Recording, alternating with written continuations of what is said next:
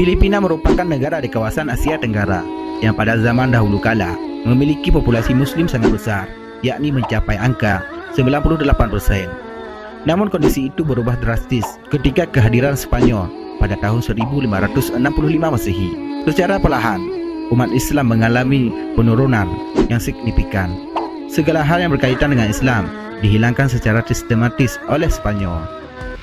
Cedera Lun, sebelum lebih lanjut kita melihat cuplikan videonya. Bagi yang belum bergabung, apa salahnya untuk menekan dulu tombol subscribe dan lonceng agar selalu mendapatkan notifikasi video terbaru dari Zuar Aceh Channel.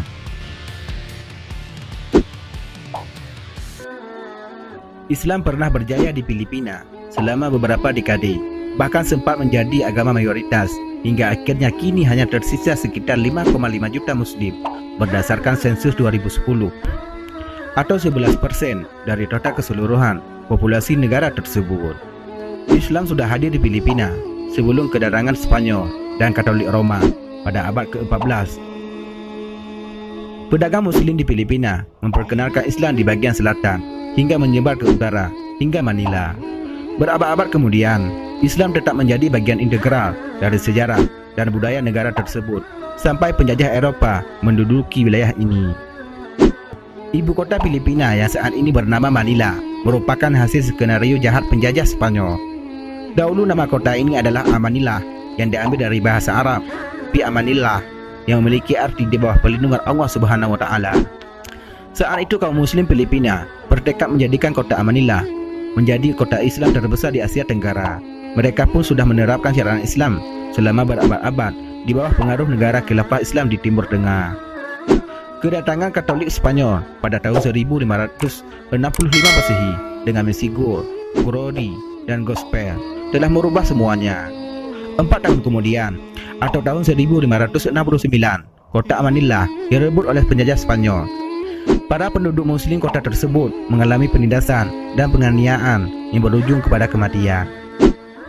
Selain itu, penjajah Spanyol juga dengan menghalalkan berbagai macam cara melakukan ancaman kekerasan dan memaksa warga memeluk Kristen Katolik.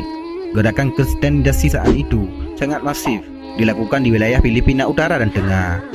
Muslim Filipina yang tidak mau memeluk Katolik kemudian melarikan diri ke wilayah selatan Filipina untuk menyelamatkan akidahnya. Mereka berhasil membuat pertahanan yang kuat dan terus melawan Spanyol lewat perang gerilya. Dari sinilah kemudian penjajah Spanyol memberi nama kaum Muslim Filipina dengan nama orang Moro. Nama ini diambil dari sebutan kepada keturunan Arab Spanyol yang beragama Islam, yaitu orang Moro. Penjajah Spanyol tidak tinggal diam. Mereka merekrut orang-orang Indo-Kristen, yaitu orang Filipina yang sudah dikristenkan, untuk berperang melawan kaum Muslim yang sebenarnya masih saudara sebangsa mereka.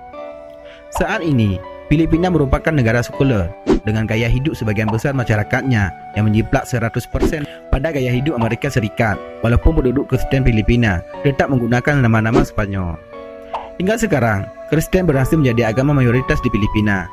Negeri yang dahulu 98% warganya Muslim telah berubah negara Kristen. Populasi pemeluk Islam hanya tersisa 5%, populasi Kristen 90%, sisanya pemeluk Buddha dan ateis. Berikut sejumlah jejak kejayaan Islam yang masih bertahan hingga saat ini di Filipina. Pertama, Masjid Syekh Karim Al-Maktoum. Masjid yang terletak di Tubig Indangan, Simunul. Ini didaulat sebagai masjid tertua di Filipina. Masjid yang berdiri pada 1300